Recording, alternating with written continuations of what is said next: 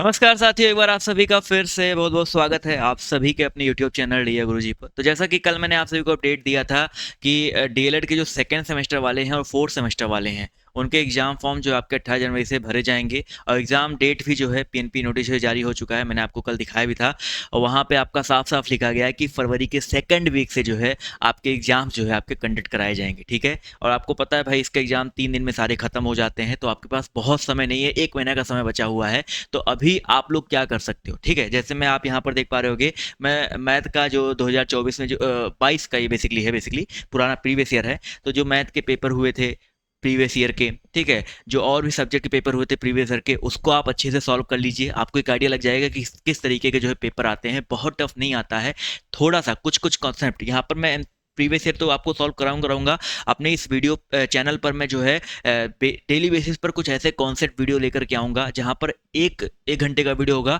और मैं पूरा एक टॉपिक ऐसा कवर करूंगा जहाँ से आपके 8-10 नंबर फंस सकते हैं। ठीक है, तो आप लोग चैनल पे बने रहिएगा और जो तैयारी कर रहे हैं इस वीडियो को फटाफट शेयर कर देंगे अपने सभी साथियों दोस्तों के साथ, जो लोग डीएलएड की तैयारी कर रहे हैं, जिनको सेकंड पेपर देना है या जो किसी भी जो है एग्जाम में जुड़े हुए हैं, वो इस वीडियो को देख करके अपना फायदा जो है उठा सकते हैं। ठीक है, ध्यान से देखते हुए चलिएगा, क्वेश्चन देखो समझो। आगे आने वाले समय में कल परसों में भी बहुत सारे अच्छे अच्छे वीडियो जो आने वाले हैं। ठीक है, क्वेश्चन अगर आपको नहीं दिख रहा है, मैं थोड़ा सा जो है जूम करते हुए हर क्वेश्चन को चलूंगा और समझते हुए जो आप लोग यहाँ पर चलिएगा। ठीक है, एक क्वेश्चन देखिए आपके यहाँ पर क्या पूछा गया है, सबसे छोटा पूर्णांक पूछा गया है। ठीक है, अब इसका कॉन्सेप्ट समझो भाई। कॉन्सेप्ट अगर आपको क्लियर है, पूर्णांक का है, धन पूर्णांक का है, ठीक है, आपके पेपर में परिमेय संख्या है, अपरिमेय संख्या है, तो आप गलती नहीं करोगे। ठीक है, तो पूर्णांक क्या मतलब क्या होता है भैया, यहाँ पर सबसे छोटा पूर्णांक पूछा गया है। तो यहाँ पर ऑप्शन दिए गए, बहुकल्पीय वस्तुनिष्ठ प्रश्न है, बहुकल्पीय आते हैं, लघुत्तरीय आते हैं, इस तरीके से आपके क्वेश्चंस बनते हैं।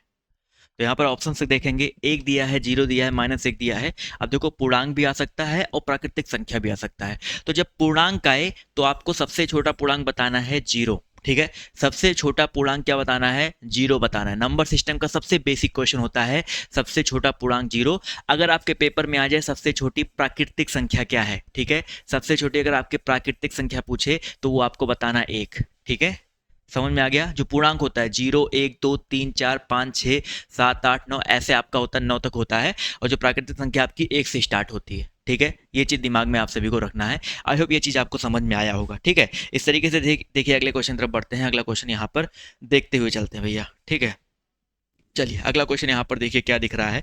दिख रहा होगा आप सभी को यहाँ पर कि उस समबाहु त्रिभुज का क्षेत्रफल कितना होगा जिसका परिमाप 3 मीटर है। देखो समबाहु त्रिभुज समझो भाई, समबाहु त्रिभुज मतलब क्या होता है, जिसकी तीनों भुजाएं बराबर हो। ठीक है, और कोण आपके 60-60-60 डिग्री के होते हैं। समबाहु मतलब समबाहु, समान बाहु, जिसकी भुजाएं बराबर हों। यानी कि अगर ये ए है, ये भी ए होगा, ये भी ए होगा। ठीक है, तो मान लेते हैं इसकी माप ए है, इसकी माप ए है, इसकी माप ए है। अब इसका परिमाप दिया गया है 3 मीटर। परिमाप का मतलब क्या होता है, चाहे आयत का परिमाप पूछे, चाहे वर्ग का परिमाप पूछे, जो भी 2D आकृति होती है, द्विविमीय आकृति होती है, उनके परिमाप मतलब क्या होता है, उनकी सारी भुजाओं को जोड़ लो। यानी कि एक भुजा, दो भुजा, तीन भुजा। यहीं से त्रिभुज की समबाहु त्रिभुज के परिमाप का फॉर्मूला निकला है क्या, ए 3a। 3a इक्वल टू कितना दिया गया है, परिमाप 3 दिया गया है।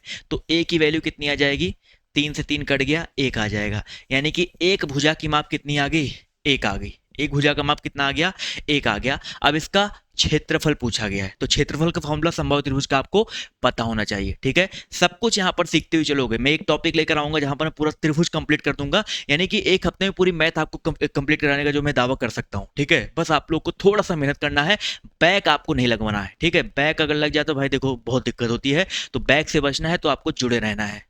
तो यहाँ पर समबाहु त्रिभुज की अगर हम क्षेत्रफल की बात करते हैं तो उसका फॉर्मूला क्या होता है, फॉर्मूला देख लो भैया। समबाहु त्रिभुज क्षेत्रफल होता है √3/4 गुणे भुजा स्क्वायर यानी कि ए स्क्वायर। ये होता है समबाहु त्रिभुज के क्षेत्रफल का फॉर्मूला, √3/4 गुणे भुजा स्क्वायर। ठीक है, तो √3 हो जाएगा, बटे 4 है, और भुजा आपको दिया गया कितना, ए का मान 1 आया है, तो गुणे 1 स्क्वायर हो जाएगा। अब 1 का स्क्वायर करो, क्यूब करो, 1 ही आता है, तो उत्तर आ जाएगा √3/4। अब यहाँ पर देखो मीटर था, तो आपका उत्तर भी √3/4 मीटर स्क्वायर में आएगा। ठीक है, √3/4 आपका मीटर स्क्वायर में आएगा। समझ में आ गया, समझ में आया, बिल्कुल लाइक और शेयर करते हुए चलिएगा, बीच में स्किप नहीं मारना भाई। अगला यहाँ पर देखिए क्वेश्चन, ध्यान से देखिएगा और सभी लोग यहाँ पर समझते हुए चलिएगा भाई। ठीक है, समझते हुए चलेंगे यहाँ पर। पूछा गया है, एक और क्वेश्चन दिया गया है, निम्नलिखित में से आपको अभाज्य संख्या जो है चुनते हुए चलना है। अब देखो अभाज्य संख्या क्या होता है, भाज्य संख्या क्या होता है। अभाज्य इंग्लिश में बोलते हैं प्राइम नंबर, भाज्य इंग्लिश में बोलते हैं कंपोजिट नंबर्स, ठीक है। अभाज्य संख्या मतलब होता है ऐसी संख्या जो अपने अलावा या एक के अलावा किसी और से ना कटे, ठीक है। यानी कि जैसे यहाँ पर 3 तो अभाज्य संख्या है, 2 आपकी अभाज्य संख्या है, लेकिन 4 नहीं है, क्योंकि 4 आपका 2 से कट जाता है, 2 दूनी 4। यहाँ पर 11 अभाज्य संख्या है, 2 अभाज्य संख्या, 3 अभाज्य संख्या है, ये करेक्ट हो जाएगा। एक और इंपॉर्टेंट की पॉइंट यहाँ पर याद रखिए, पेपर में आता है कि सबसे छोटी अभाज्य संख्या कौन सी है, बहुत इंपॉर्टेंट है। तो सबसे छोटी अभाज्य संख्या 2 होती है। पेपर में क्या आ गया भाई, सबसे छोटी अभाज्य संख्या कौन सी होती है, तो 2 होती है, ठीक है। अब यहाँ पर 3 अभाज्य संख्या है, 7 अभाज्य संख्या है, 9 नहीं है, 7 है, 5 है, 6 नहीं है। समझ में आ गया भाई। तो इसका उत्तर क्या हो जाएगा, ये वाला उत्तर जो दिया गया है करेक्ट हो जाएगा। समझ में आ गया। चलिए अगला क्वेश्चन देखते हैं, फटाफट यहाँ पर देखते हुए चलिएगा और समझते हुए चलिए। क्लास कैसी लग रही है आप लोग इसको भी जो है बताते हुए चलिएगा भाई, ठीक है। अगला क्वेश्चन नंबर आपका यहाँ पर 4 देखिए क्या कह रहा है। परिमेय संख्या -4 का योगात्मक और गुणात्मक प्रतिलोम क्या होगा, ठीक है। अब समझो भाई शेष को, योगात्मक प्रतिलोम और गुणात्मक प्रतिलोम बहुत सिंपल चीज है, बहुत सिंपल सा टर्म है, बट लोग गलती कर देते हैं। ये सब इजी क्वेश्चंस में आते हैं भाई, एकदम इजी क्वेश्चंस चल रहे हैं, लोग इसमें भी बैक लग जाता है। तो समझते हुए चलिएगा। तो सबसे पहले हम लोग समझते हैं योगात्मक प्रतिलोम क्या होता है। योगात्मक मतलब देखो, योगात्मक की बात करें, गुणात्मक की बात करें, तो इसका मतलब एक ही समझो, प्रतिलोम निकालना है। यानी कि -3/4 में ऐसा, जब योगात्मक की बात करें तो -3/4 में ऐसा क्या जोड़ें, ठीक है, कि आपका उत्तर कितना हो जाए भाई, आपका उत्तर कितना आ जाए, फटाफट बताओ भाई। सभी लोग कमेंट करके भी जवाब जो देते हुए चलिएगा, यही क्या जोड़ें क्या गुणा करें, बस यही होता है। योगात्मक में क्या जोड़ें और गुणात्मक में क्या गुणा करें, ठीक है। तो -3/4 में ऐसा क्या जोड़ें कि आपका उत्तर कितना आ जाए भाई, 0 या 1, फटाफट बताइए। चलिए, तो 0 आ जाए, बिल्कुल 0 तो -3/4 में ऐसा क्या जोड़े कि 0 आ जाए, तो -3/4 में सिंपल सी बात है, अगर हम लोग +3/4 कर देंगे तो आपका उत्तर कितना आएगा, 0। तो -3/4 का योगात्मक प्रतिलोम क्या हो जाएगा, 3/4 प्लस में हो जाएगा, ठीक है। जैसे ये उत्तर तो गलत हो गया, इसमें -3/4 ही गलत हो गया। अब निकालते हैं गुणात्मक प्रतिलोम।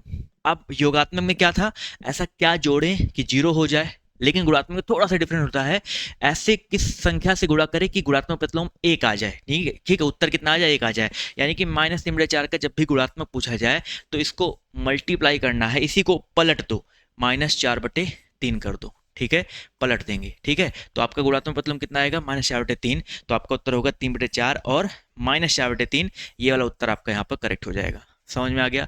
तो योगात्मक क्या होता है कि ऐसा क्या जोड़ें कि आपका उत्तर 0 आ जाए उस संख्या में, और संख्या में ऐसा क्या गुणा करे कि आपका उत्तर 1 आ जाए, ठीक है, पॉजिटिव में 1 आ जाए, ठीक है। तो -3/4 का मल्टीप्लाई -4/3 करेंगे तो आपका उत्तर हो जाएगा। तो बी उत्तर आपका यहाँ पर करेक्ट हो जाएगा। क्लियर है। अगले क्वेश्चन तरफ बढ़ा जाए। चलिए अगला क्वेश्चन देखते हैं, यहाँ पर फटाफट यहाँ पर समझते हुए चलते हैं और जानते हुए चलेंगे भाई, ठीक है। अगला क्वेश्चन आपका यहाँ पर क्वेश्चन नंबर 5 क्या कहना चाह रहा है, देखिए भैया, निम्नलिखित में से कौन सा रेखीय समीकरण नहीं है। रेखीय समीकरण देखो ये होता है रेखा, ठीक है, और रेखीय समीकरण कौन सा नहीं है, समझो यहाँ पर, जैसे यहाँ पर x + 8 = 27 दिया गया, बहुत आसान मैं तरीका बता रहा हूँ समझने का। यहाँ पर 3x - 5 = 2x + 8 दिया गया है, यहाँ पर x/5 = 6 दिया गया है। इन तीनों समीकरण में कहीं पर भी किसी के ऊपर स्क्वायर या क्यूब नहीं लगा है, ठीक है, स्क्वायर या क्यूब नहीं लगा है। यानी कि ये रेखीय समीकरण है, ये भी रेखीय समीकरण है, ये भी है। लेकिन जैसे अगर हम बात करते हैं इसके वाले 2x² स्क्वायर लग गया ना, तो ये रेखीय समीकरण नहीं रह गया, ठीक है, द्विघात समीकरण हो गया, ठीक है, रेखा नहीं रह गया, ये द्विघात समीकरण हो गया। तो यही वाला आपका रेखीय समीकरण नहीं है। क्लियर हो गया भाई, ठीक है। ऐसे क्वेश्चंस आते हैं भाई, बिल्कुल परेशान नहीं होना है। अभी एक छोटा सा ये वीडियो था, डेमो था, बट आपको और भी वीडियोस मैं डेली बेसिस पर कॉन्सेप्ट लेकर के आऊँगा आपके एग्जाम तक, ठीक है। मैथ हो गया, साइंस हो गया, सबके ऊपर मैं अच्छे अच्छे जो टॉपिक के ऊपर वीडियो लेकर के आऊँगा, ठीक है। वीडियो कैसा लगा सिर्फ कॉमेंट करके बताओ, ये मत सोचो छोटा वीडियो है, आगे और भी जितने भी टॉपिक्स है सबके ऊपर मैं वीडियोज़ लेकर के आने वाला हूँ। तो चैनल को सब्सक्राइब कर लीजिएगा, हमारा एक नया टेलीग्राम ग्रुप बन गया है, उसको फॉलो कर लीजिए, उसको जुड़ जाइए, जहाँ पर आपको इसके डेली बेसिस पर अपडेट्स देखने को मिलते रहेंगे। तो आज के इस वीडियो में सिर्फ इतना ही, अभी के लिए बाय बाय, टेक केयर, जय हिंद, जय भारत, धन्यवाद सेशन में जुड़ने के लिए।